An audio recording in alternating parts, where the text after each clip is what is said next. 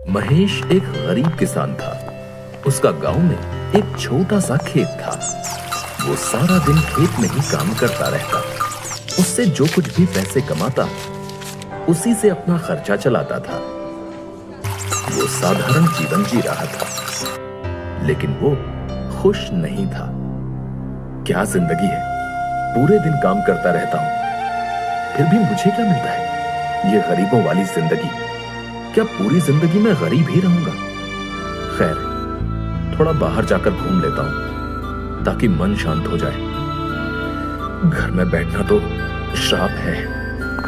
महेश घूमता घूमता अपने खेतों में पहुंच जाता है।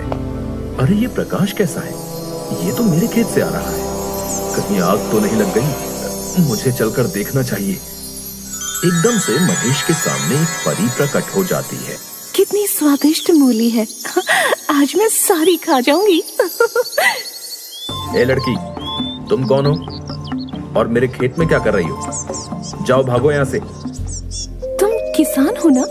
यहाँ आओ मेरे पास। मैं तो तुम्हें ही ढूंढ रही थी। क्या मतलब? और तुम कौन हो? मैं एक परी हूँ, जादुई परी। जब कुछ दिन पहले तुम खेत में हल जोत रहे थे, तुम्हारे हल ने मेरी जादुई अंगूठी को तोड़ दिया। इस तरह मैं उससे बाहर आ गई। क्या? हाँ, उस दिन से ही मैं तुम्हारे खेत में रहती हूँ। तुम मेरे दोस्त हो। तुमने मुझे उससे आजाद किया है। तो क्या तुम सच में एक जादुई परी हो?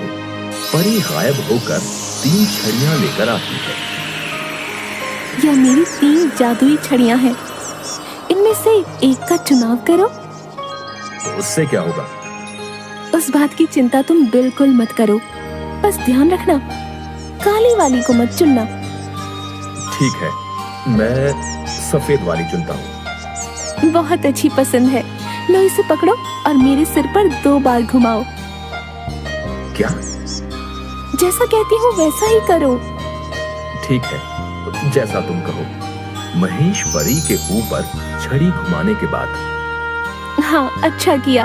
अब तुम घर जाओ, तुम्हारी इच्छा पूरी हो जाएगी। ये सब सुनकर महेश अपने घर चला जाता है। अगली सुबह जब महेश की आंख खुली, अरे ये संदूक यहाँ कहाँ से आ गई? इसे यहाँ कौन छोड़ गया? मैं खुद ही देखता हूँ। जरा देखो तो क्या है इसमें? इतना सारा सोना? ये जरूर परी ने किया है। मेरी इच्छा पूरी हो गई। और इस तरह परी का जादू काम कर गया। महेश अब एक अमीर आदमी बन चुका था। लेकिन जैसे जैसे दिन बीतते गए, महेश को एक सवाल बहुत परेशान करने लगा। परी ने मेरी इच्छा पूरी कर दी, लेकिन क्या होता अगर मैं वो दूसरी वाली छड़ी का इस्तेमाल कर पाता? शायद मुझे वो इससे थोड़ा ज्यादा दे पाती। मुझे दूसरी वाली छड़ी ही चुननी चाहिए थी। ये सोना तो एक ना एक दिन खत्म हो जाना है। मुझे आज रात खेत में जाकर परी को दोबारा ढूंढना चाहिए। महेश रात में दोबारा अपने खेतों में जाता है परी को ढूंढने के लिए। वो रही परी, वो रही। महेश मेरे दोस्त, मुझे पता था तुम जरूर आओगे। क्या तुम्हें पता था? हाँ हाँ, पता था। बोलो, तुम्हें क्या चाहिए? बहन परी, तुमने मेरी पहली इच्छा बड़ी ही आसानी से पूरी कर दी। मैंने तुम्हें सबसे कीमती चीज तुम्हारी आजादी दिलाई थी। उसके बदले में तो कुछ बड़ा मिलना चाहिए। मिलेगा। बताओ तुम्हें क्या चाहिए? मुझे दोबारा छड़ी चुनने का मौका दो। ठीक है, लेकिन ध्यान रखना, काली वाली मत चुनना। मैं इस लाल छड़ी को चुनता हूँ। बहुत बढ़िया पसंद है। अब तुम जानते हो तुम्हें क्या करना है। अब तुम घर जाओ मेरे दोस्त, तुम्हारी इच्छा सुबह पूरी हो जाएगी। वैसा ही हुआ। अगली सुबह जब महेश की आंख खुली, ये तो सच हो गया। वाह वाह वाह वाह, हीरे! ये तो पिछली बार से भी बहुत बढ़िया है। मैं गांव का सबसे अमीर आदमी बन चुका हूँ, या फिर पूरे देश का। और वाकई में महेश सबसे बड़ा आदमी बन चुका था। उसका घर बड़ा बन चुका था। उसके पास सबसे बढ़िया खाना और कपड़े थे। यहां तक कि उसने अपने घर में कर्मचारी भी रख लिए थे।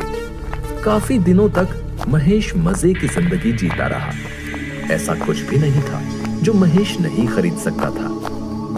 लेकिन एक और ख्याल उसके दिमाग को परेशान करने लगा। मेरे पास सब कुछ है, लेकिन तीसरी छड़ी का क्या? वो परी मुझे तीसरी छड़ी क्यों नहीं लेने देती? मुझे पक्का यकीन है उसमें कुछ बहुत ज्यादा ही अच्छा होगा। शायद वो छड़ी मुझे दुनिया का सबसे अमीर और शक्तिशाली आदमी बना दे। हाँ, यही बात है। ऐसे काम नहीं चलेगा। मुझे चलकर परी से छड़ी लेनी ही होगी। आज रात परी के पास जाकर मुझे वो छड़ी लेनी ही होगी। उसे भी क्यों छोड़ना? और इसलिए महेश उस रात वो रही परी। क्या हुआ? तुम फिर से वापस आ गए? अब मेरे पास देने के लिए कुछ नहीं है। है ना वो काली वाली छड़ी? नहीं नहीं नहीं, वो मैं तुम्हें नहीं दे सकती। लेकिन मुझे वो चाहिए। तुम्हें पक्का यकीन है? अगर एक बार तुमने उसे चुना, तुम उसे वापस नहीं कर पाओगे। हाँ, मुझे पक्का यकीन है। फिर तो ठीक है। परी गायब होकर काले रंग की छड़ी लाती है। लाओ लाओ, दे दो मुझे। लेकिन इसमें उल्टा काम करना पड़ता है। बैठ जाओ। क्या? हाँ, इस छड़ी को मुझे तुम्हारे सिर पर घुमाना होगा। अब जो भी हो, घुमाओ मेरे सिर पर। मैं अपनी इच्छा को कल सुबह पूरी होते हुए देखना चाहता हूँ। परी ने महेश के सिर पर छड़ी को घुमा दिया। लो, हो गया। अब तुम घर जाओ और सो जाओ। कल तक तुम्हारी इच्छा पूरी हो जाएगी। अब मैं और इंतजार नहीं कर सकता। और मैं भी तुम्हें अब अलविदा कहती हूँ। अब यहाँ रहने के लिए मेरे पास और कोई कारण नहीं बचा है। ठीक है, अलविदा। महेश भागता हुआ घर जाता है और सोने की कोशिश करता है। उस रात वो थोड़ा बेचैन भी रहता है। उसके दिमाग में तरह तरह के सुंदर सुंदर ख्याल दौड़ रहे थे। अगली सुबह जब महेश की आंख खुली, हे भगवान, हे भगवान, कहाँ है वो? कहाँ है वो? ये रहा। मुझसे और इंतजार नहीं होता। महेश भागकर संदूक की तरफ जाता है। उसमें से बदबू आ रही होती है। हे भगवान, ये क्या है? इतनी गंदी बदबू कैसी है? हो ना हो इस संदूक में तो सिर्फ कचरा भरा हुआ है। महेश के घर में संदूक खोलने के बाद सभी चीजें कचरे में परिवर्तित होने लगती हैं। नहीं नहीं, ये क्या हो रहा है? बस करो, बस करो। ये सब क्या हो रहा है? अरे नहीं नहीं, ये मैंने क्या कर दिया है? भगवान, ये मैंने क्या कर दिया? सब कुछ चला गया। मैं लुट गया। अरे मेरे लालच के कारण मैं बर्बाद हो गया। महेश फूट फूट कर रोने लगता है और इस तरह महेश एक बार फिर से गरीब हो जाता है। लेकिन उसको बहुत जरूरी सबक मिला कि लालच बुरी बला है।